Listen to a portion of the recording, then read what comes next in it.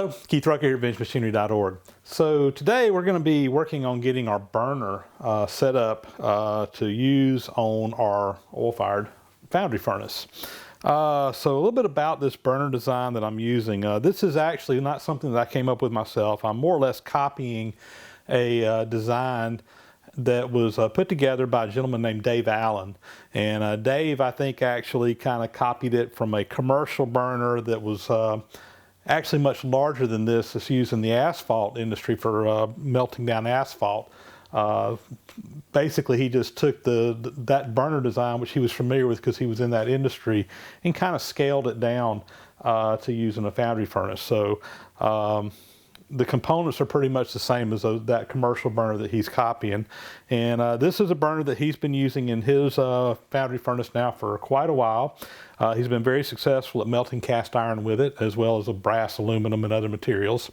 I saw this first over on the SV Seeker's website, which some of you guys may be familiar with. SV Seeker is a gentleman that's building a boat basically himself, and he's doing a lot of the work totally from scratch. And he put together a small foundry similar to mine. It's a little bit different design, but basically using the same burner that I've got here. So I've actually been in contact with Dave off and on over the past year or so, getting some ideas. I've seen his burners that he's done, and this is, I guess you would say, a variation of that. It's pretty much a copy of what he did with just a few minor changes, just because that was the way that I built it. But more or less, have to give credit to Dave for this burner design. So just a little bit about the components here. So first off, we got a piece of pipe here, and this is some thick wall tubing. So what is this? It's about 3/16 inch thick, 3 inches in diameter on the outside, and then I've got a T coming in, or a Y coming in here from the side. This is a slightly smaller piece. This is a 2.5 inch outside diameter, and this was welded in there for me. I did not make this part. My friend Charles Marlin, who lives out in the Las Vegas area, who is a very capable and experienced welder, he actually offered to do this for me. And I was more than happy to let him do that.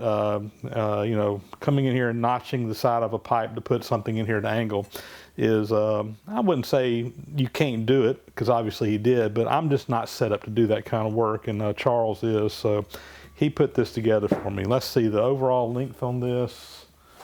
Grab a tape measure. It's 20 inches long, and the Y comes in about 8 inches on the side, and the Y comes in starting, this front edge here is about 11 inches down. So if you're trying to copy this design, that's what we've got. So that's basically the holder. The way this is going to work is all the fuel will come in from the end, and this Y piece coming off, this is where I will have air coming in. And I will actually have a blower once I get this thing going, particularly when we start running in the oil mode. You need a lot of air coming through here. Right now, for my initial burn, I'm probably just going to be letting it suck some air through, which it will pull some air through with no problem. But once we get those higher temperatures, we're going to have to be forcing some air in there. So that's kind of the case for everything. And then I've got these rods here that have my burners, and I'm going to zoom you in on this so you can see these, and we're going to talk about what we've got going on down here. So what you're looking at here is basically the business end of the burner, where the fuel and everything will be coming out. And I will just go ahead and tell you, this is going to actually be a dual fuel burner. It will burn either propane and or some type of oil. And when I say oil, it could be something as common as diesel fuel. You could be using waste vegetable oil, waste motor oil, pretty much any kind of oil that you want to burn. In reality, I will probably use diesel fuel in mine just because it's relatively easy. I don't have to have a lot of special storage. With some of the waste oils, you really need to filter that oil before you try to burn it. And I just don't want to get into the business. I'm not going to be doing enough of this to have bulk storage and having pumps and filters to really treat that oil like it needs to be treated. But any kind of oil will burn. And what you're looking at here, first off, this little small nozzle here, this is actually the propane nozzle, and it's just going to be coming in here. And all I've got here is just a cap on the end of this, a solid cap, and I drilled a small hole in there. I think it was a number 58 hole in there. This is a little bit different design than what Dave did on his burner. On his, I think he's just got the piece of pipe here. This is just 1/4-inch brake line is what I'm using here. But on his, it's just open. I had a different propane fired furnace that I had used previously, and I had used a smaller orifice in it and had pretty good luck with that. So I'm going to try this. It may not work, and if it doesn't, I can just unscrew this cap and be putting out the full amount there. But or we may have to experiment and drill that hole out a little bit bigger, because my other Foundry furnace was a lot smaller than this. But that's basically all there is to the propane burner. It's just open, basically just putting propane into the air as it goes down the pipe. This component down here is for the oil burning. I'm just going to move the propane out of the way. And what I'm using is actually a commercial, nozzle here. And what this is actually made by Hago Delvan. And this is a burner, siphon nozzle they call it. This used in the heating industry for all kinds of heating applications. That's going to be burning oil. And it's a very precision engineered piece. It's a very complex piece, and you got several things going on with it. So the part number on this, so there's a body back here that holds the actual burner. The burner is this tip up here, but this body is, its part number is DLN 17147, and again, that's by Hago Delvan. And the tip that I'm using, this actual siphon nozzle, is part number 30609-8. And the dash denotes, the last number denotes this, the size hole or the size opening in this, and the larger, or I'm not sure how it works, but the different numbers basically mean different opening sizes. And I'll tell you what, I'm going to unscrew the actual nozzle here. And I don't know if you can see up in this or not, but if you look up in there,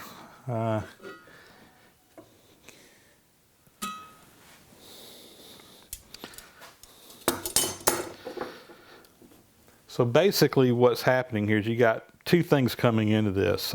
You got your fuel line, which is actually this top line, and I've just got a bunch of, I had a heck of a time, guys, finding the brass fittings I needed locally, and kind of had to, it kind of got clunky because I just had to work with what they had at the local hardware store.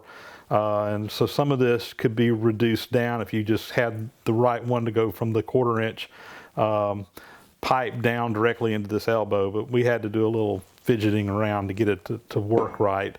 But basically I'm just going in here, the oil will come in this, it'll drop in the top, and basically it will then shoot out this hole, and it'll come out the nozzle here. The other line that's in here, this is actually a air line, and we're going to hook this up to an air compressor. Put a little needle valve on the end where we can control that, and that's going to blow up through this, and basically that air, there's 4 little slots around this, and it goes around the outside of this nozzle, and it actually comes out of the tip. So the oil's coming out of the center hole, and there's kind of a round piece there that has a small opening that the air's blasting out around it. And that basically is atomizing the fuel and blowing it in there. The other thing that air is doing for us is it creates a siphon that will pull the oil down this line, so you don't have to pressurize your oil line or have your oil up high so that it will gravity feed. And in this setup, it's going to actually siphon out. So that's basically what's going on with the burner. This going on here. So let's see, let's talk about how we put it all together. So all these are going to basically come down your feed pipe here, and what you want is you want this nozzle to be about 1 inch from the end of the pipe. We're just going to blow the fuel and everything out in there. But we need something, number one, to center this up in the pipe. But another thing we want to do is just, you're going to have a lot of air that's rushing down through this pipe. And to make it work better in the furnace, we don't want that air to just come out straight. We actually want that air to be spinning. So this is a little spin vane that basically just fits up on the end. And this is something that we made. Again, my buddy Charles Marlin helped me out on this. He drew this up in SolidWorks and actually sent that little piece of pattern out to a water jet shop. And they cut this disc out. And basically what you got here is that center part's there, and then they just take these little vanes and just put them in a vise and twist them to get that little fan type shape going all the way around this. And then that was welded onto a ring that was just turned on the lathe that has a set screw in there. All this fits up over the nozzle. There's a set screw on there which will tighten up. And so now, again, it's doing a couple of things for us. That spin vane is centering this up in there, and it's also, as the air is going through there, it's causing that air to spin. That's going to help it go around the furnace. And again, we want this probably start out about 1 inch in. I'm going to make it where it's adjustable so that I can adjust this once we start firing it and get it where it's set just right. So now I basically have the burner assembly assembled, put together the way I'm going to start out with. And I imagine there's going to be a little bit of trial and error in getting this thing adjusted just right. But again, the top line here is just going to be propane that comes in, goes through a small orifice here in the front that will just shoot a stream of propane into the line, and we can run the furnace off of propane. And when we're wanting to burn with oil, usually you'll start it on propane, get the furnace hot, and then once you get the furnace hot, it'll just combust the oil better. So a lot of times you'll start it on propane and then either switch over to propane, or sometimes even burn both propane and oil at the same time. If you're doing something like aluminum and brass, really all you need is the propane, although you can get it hotter faster using oil. But anyway, here's our assembly. This is just a block down here on the end. I turn this on the lathe. It's got 3 holes that are spaced according to my spacing here. And this is turned so that basically it just fits right to the inside diameter of my pipe here. This is just a little bracket that I made. I just took some little thin metal, bent it over there, and put some screws in there. And that allows me where I can actually change the position of this propane nozzle. And again, once I get it fired up and start playing with it, I imagine I'll get a different burn depending on exactly where this is located. I noticed in Dave's setup, at least the one I had seen online, he actually welded or brazed these rods together so they were right there together. I've got mine where I can adjust them. I don't know if that's going to be that important, but I just wanted to have the flexibility to do that.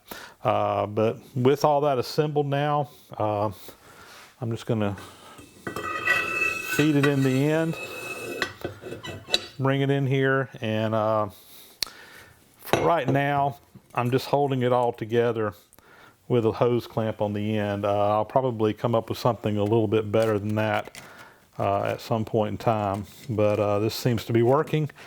I just tighten it down, and that's holding in place.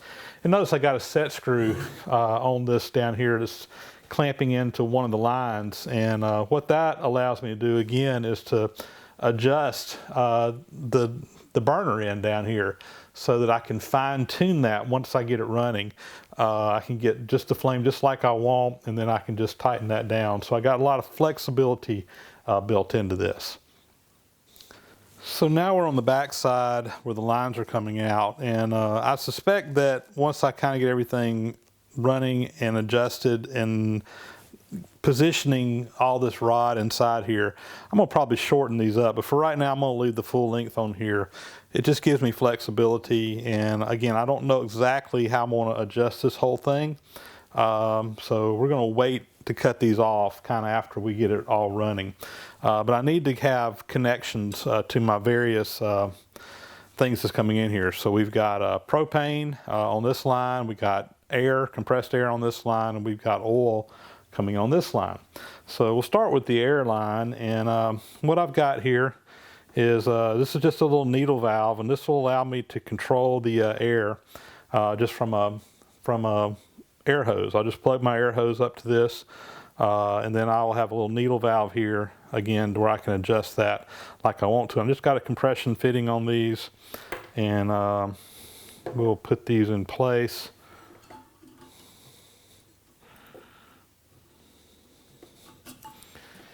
And like such. I'll go ahead and tighten that up.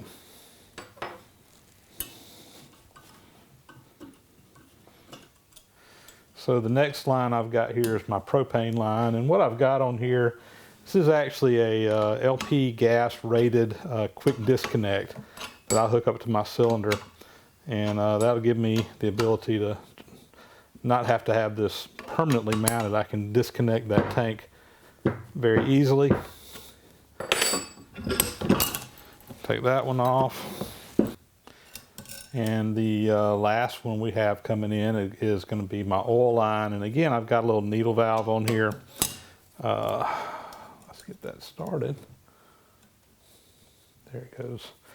That little needle valve will allow me to control my oil flow coming into this.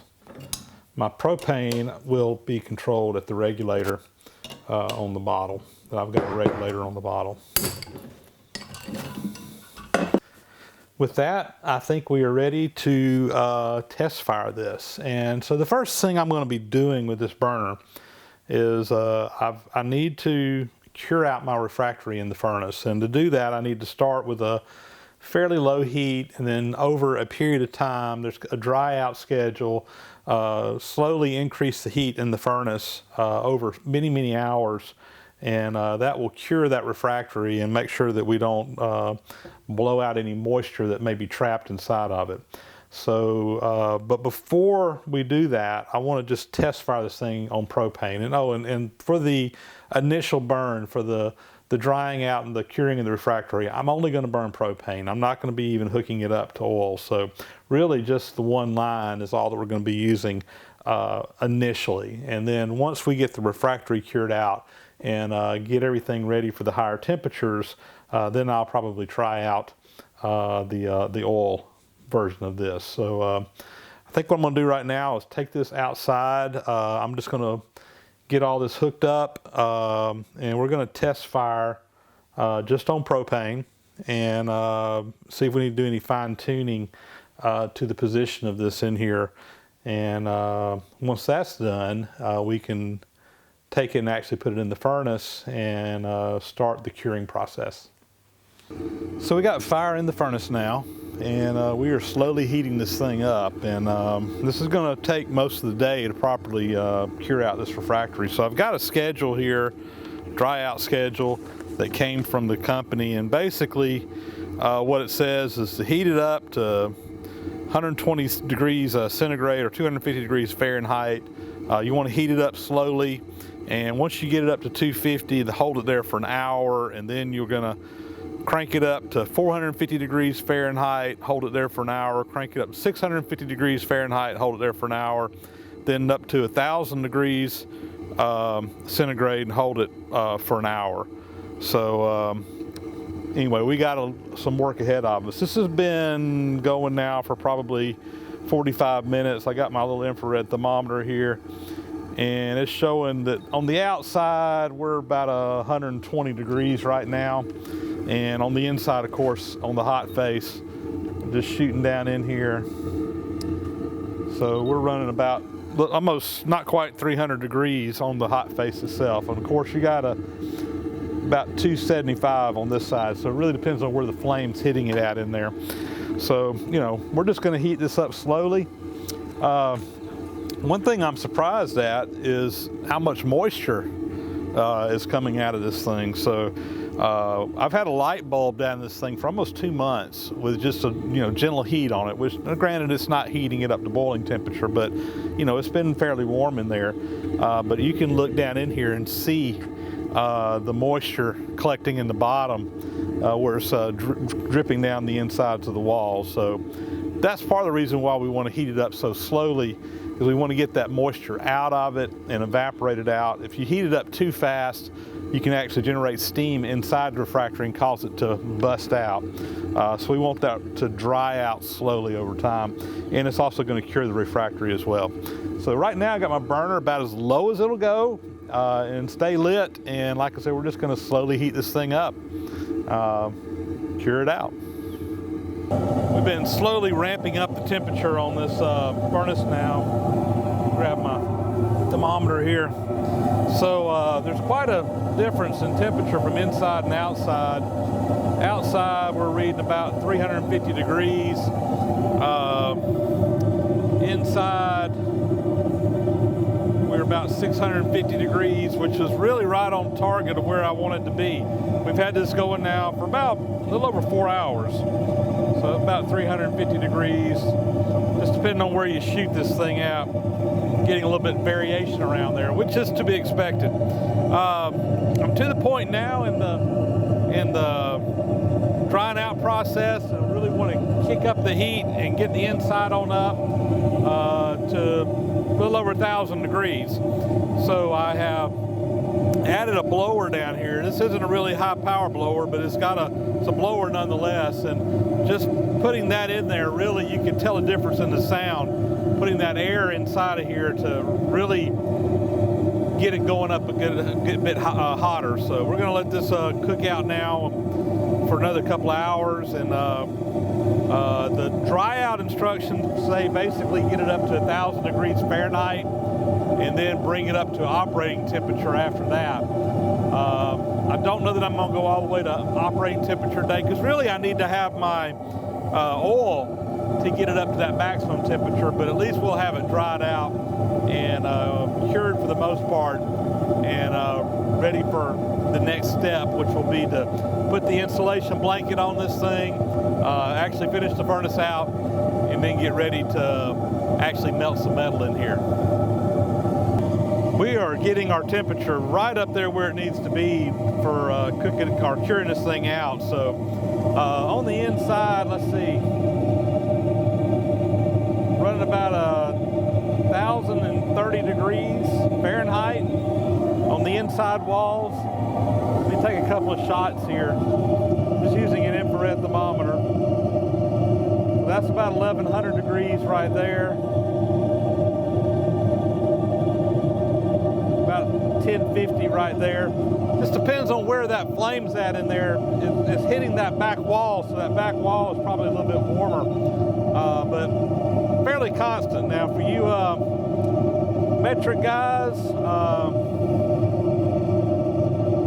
about 600 degrees centigrade, and which again is about 1,100, a little over 1,100 degrees Fahrenheit. Now on the outside, let's just get on the other side of that.